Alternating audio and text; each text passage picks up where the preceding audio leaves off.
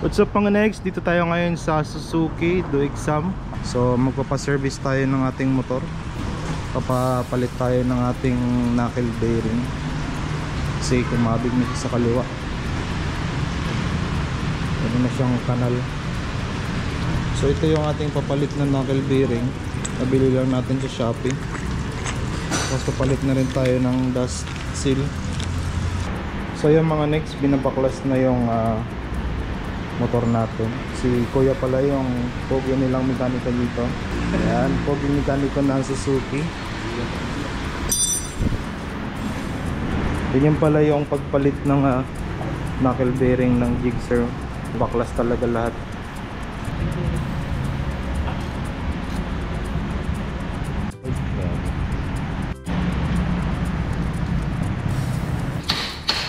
Malalim na pala talaga mga nigs, oh. Pumunal na.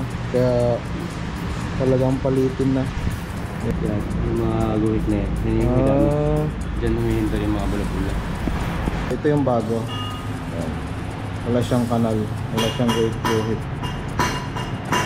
Ito yung nabili natin sa Shopee. So ball race din siya. Quantum brand. Replacement lang. Pero based naman doon sa mga reviews, maganda rin naman daw. Sabay na rin pala natin palit itong dust seal.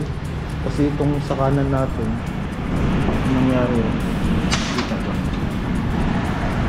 Pinalawang, umangat.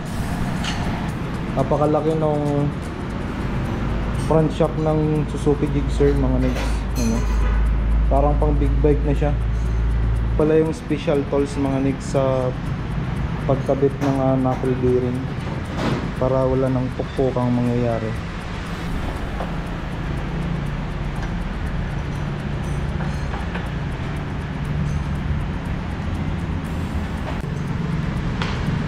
Top 1 yan.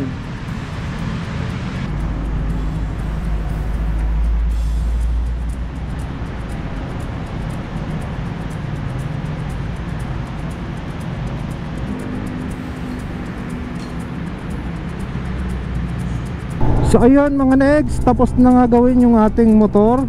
Yun. So ito na lang problema natin, yung handlebar.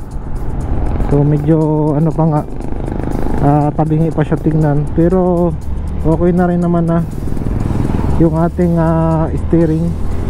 Pag binitawan mo siya, hindi na siya hindi na kumakabig sa kaliwa.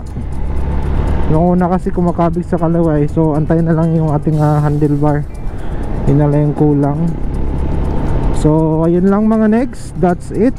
Kung hindi ka pa nakasubscribe sa ating channel, subscribe mo na yan.